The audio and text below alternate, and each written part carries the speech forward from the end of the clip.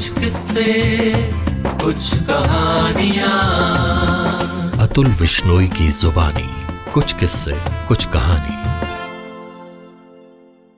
नमस्कार दोस्तों, कुछ किस्से कुछ कहानियां में आप सभी का हार्दिक स्वागत है। दोस्तों, आज की कहानी है मैक्सिम गोर्की की लिखी हुई कोलूशा। तो आइए कहानी शुरू करते हैं।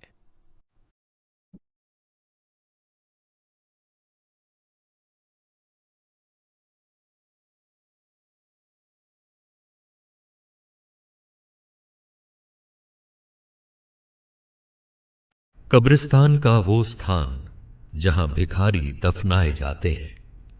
पत्तों से छितरे, बारिश से बहे और आंधियों से जर्जर हुए कब्रों के ढेरों के बीच दो मरियल से बर्च पेड़ों के जालीदार साए में जिंघम के फटे पुराने कपड़े पहने और सिर पर काली शॉल डाले एक औरत कब्र के पास बैठी थी। सफेद हो चले बालों की एक लट उसके मुरझाए हुए गाल के ऊपर झूल रही थी। उसके बारीक होंठ कसकर भींचे थे और उनके छोर उसके मुंह पर उदास रेखाएं खींचते नीचे की तरफ झुके थे, और उसकी आंखों की पलकों में भी एक ऐसा झुकाव मौजूद था जो ज्यादा रोने और काटे न कटने वाली लंबी रातों में जागने से उत्पन्न हो जाता है। वो बिना हिले डुले बैठी थी। उस वक्त जबकि मैं कुछ दूर खड़ा उसे देख रहा था, ना ही उसने उस वक्त कुछ हरकत की जब मैं और अधिक समीप खिसक आया। उसने केवल अपनी बड़ी बड़ी चमक विहीन आंखों को उठाकर मेरे नेत्रों में देखा और फिर उन्हें नीचे गिरा लिया। उत्सुकता, परेशानी अथवा अन्य कोई भाव जो कि मुझे निकट पहुंचता देख उसमें उत्पन्न हो सकता था, नाम मात्र के लिए भी उसने प्रकट नहीं किया। मैंने अभिवादन में एक आध अल्फाज कहा और पूछा कि यहां कौन सोया है। मेरा पुत्र, उसने भावशून्य उदासीनता से जवाब दिया। बड़ा था, 12 साल का। कब मरा? 4 वर्ष पहले। उसने गहरी सांस खींची और बाहर छिटक आई लट को फिर शॉल के नीचे खोस लिया। दिन काफी गर्म था। सूरज बेरहमी के साथ मुर्दों के इस नगर में आग बरसा रहा था। कब्रों पर उगी इक्की दुक्की घास तपिश और धूल से पीली पड़ चुकी थी, और धूल धूसरित रूखे सूखे पेड़ जो सलीबों के बीच उदास भाव से खड़े थे, इस सीमा तक निश्चल थे मानो वे भी मुर्दा बन गए। वो किस प्रकार मरा? लड़के की कब्र की तरफ गर्दन हिलाते हुए मैंने पूछा। घोड़ों से कुचलकर, उसने संक्षेप में उत्तर दिया और अपना झुर्रियां पड़ा हाथ फैलाकर लड़के की कब्र को सहलाने लगी। ये दुर्घटना कैसे हुई? मैं जानता था कि इस प्रकार खोजबीन करना शालीनता के खिलाफ है, मगर इस स्त्री की निसंगता ने गहरे कौतुक और चिढ़ का भाव मेरे दिल में जगा दिया था। कुछ ऐसी समझ न आने वाली सनक ने मुझे आ घेरा कि मैं उसकी आंखों में आंसू देखने के लिए बेचैन हो उठा। उसकी उदासीनता में कुछ था जो अप्राकृतिक था, और साथ ही उसमें बनावट का भी कोई निशान दिखाई नहीं देता था।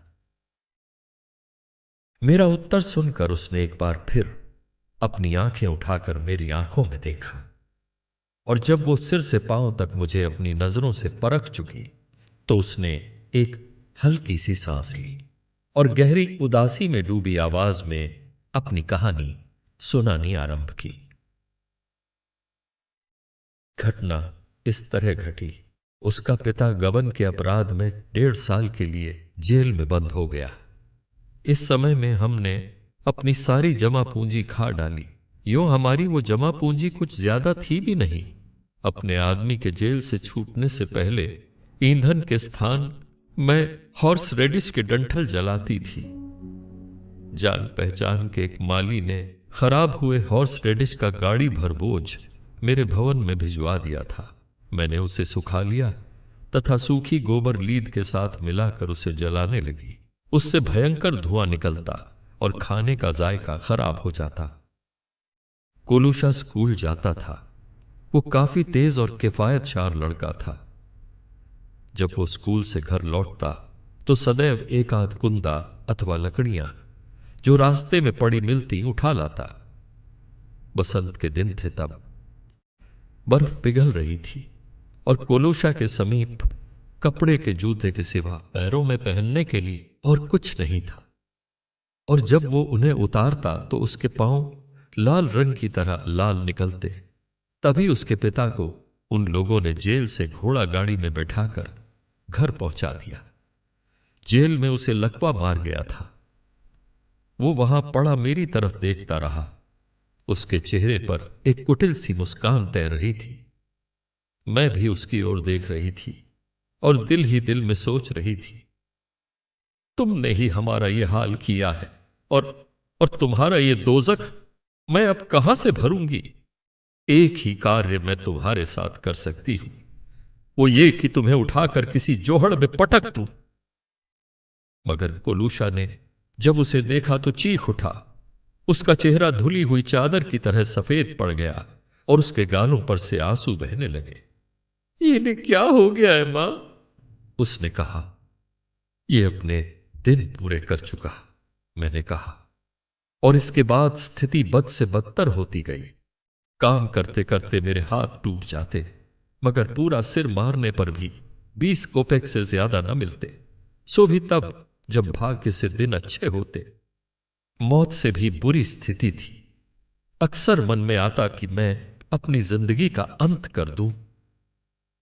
एक बार जब हालत एकदम असहनीय हो उठी तो मैंने कहा, मैं तो बाज आ गई इस मनहूस जीवन से। अच्छा हो अगर मैं मर जाऊं या फिर तुम दोनों में से कोई एक खत्म हो जाए। ये कोलूशा और उसके पिता की ओर इशारा था। उसका पिता केवल गर्दन हिलाकर रह गया, मानो कह रहा, छिड़कती क्यों, जरा हौसला रखो। मेरे दिन वैसे ही नजदीक आने लगे, लेकिन कोलूशा ने देर तक मेरी ओर देखा। इसके पश्चात वो मुड़ा और घर से बाहर चला गया। उसके जाते ही अपने अल्फाजों पर मुझे बड़ा पछतावा हुआ, लेकिन अब पछताने से क्या होता था। तीर हाथ से निकल चुका था। 1 घंटा भी न व्यतीत हुआ होगा कि एक पुलिसमैन गाड़ी में बैठा हुआ वहां आया। क्या तुम्ही शिशेनीना साहिबा हो? उसने कहा।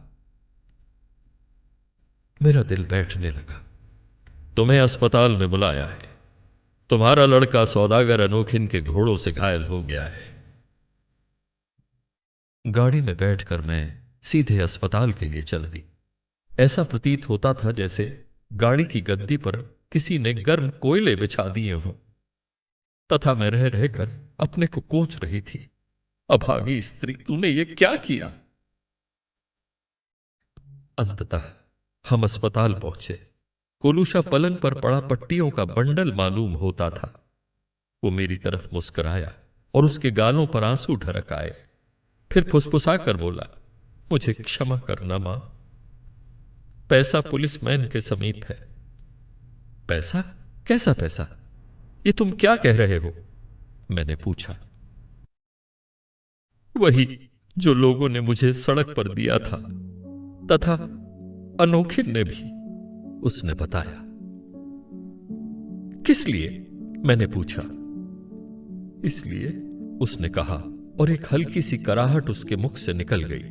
उसकी आंखें फटकर खूब बड़ी हो गईं, कटोरा जितनी। कोलूशा, मैंने कहा, यह किस प्रकार हुआ? क्या तुम घोड़ों को आता हुआ नहीं देख सके? और तब वो बोला, बहुत ही स्वच्छ और सीधे सीधे, मैंने उन्हें देखा था मां, मगर मैं जानबूझकर रास्ते में से हटा नहीं। मैंने सोचा कि यदि मैं कुचला गया तो लोग मुझे पैसा देंगे, और उन्होंने दिया। ठीक यही अल्फाज उसने कहे। और तब मेरी आंखें खुली और मैं समझी कि उसने, मेरे फरिश्ते ने, क्या कुछ कर डाला है। लेकिन वो अवसर चूक गया था।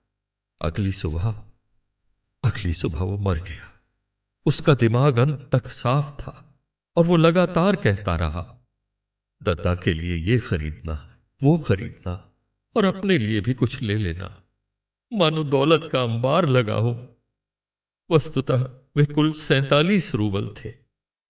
मैं सौदागर अनोखिन के निकट पहुंची, लेकिन उसने मुझे सिर्फ 5 रूबल दिए, सो भी भुनभुनाते हुए कहने लगा, लड़का खुद जानबूझकर घोड़े के नीचे आ गया, पूरा बाजार इसका गवाह है, सो तुम क्यों रोज रोज आकर मेरी जान खाती हो?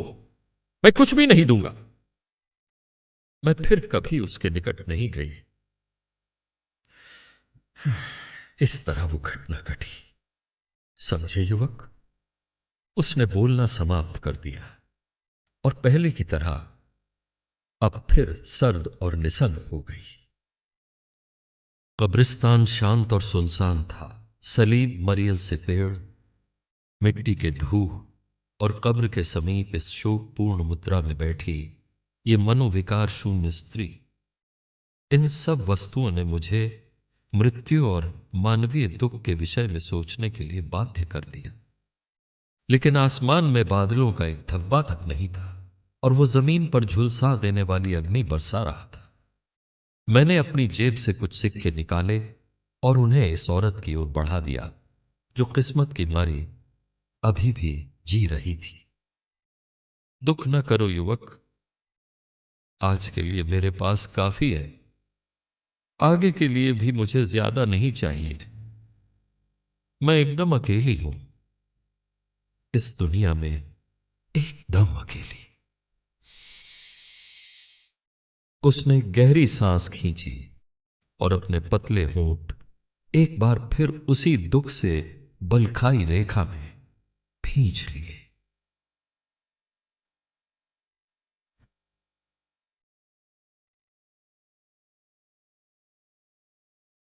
अभी आप सुन रहे थे मैक्सिम गोर्की की यह भावपूर्ण कहानी कोलूशा। आशा है आपको यह रचना पसंद आई होगी। दोस्तों, यदि आपने हमारा YouTube चैनल कुछ किस्से कुछ कहानियां अभी तक सब्सक्राइब नहीं किया है, तो मेरी आपसे गुजारिश है कि इसे आप तुरंत सब्सक्राइब कर लें और हां, बेल आइकन दबाना ना भूलें, ताकि आपको आने वाली सभी कहानियों की पूर्व सूचना समय से मिलती रहे। ये कहानी आपको कैसी लगी, इसके बारे में कमेंट सेक्शन में लिखना ना भूलें। आपकी टिप्पणी और आपके सुझाव हमें इस प्रस्तुति को और अधिक प्रभावशाली बनाने में मदद करेंगे। धन्यवाद। कुछ किस्से कुछ कहानियां, अतुल विश्नोई की जुबानी, कुछ किस्से कुछ कहानी।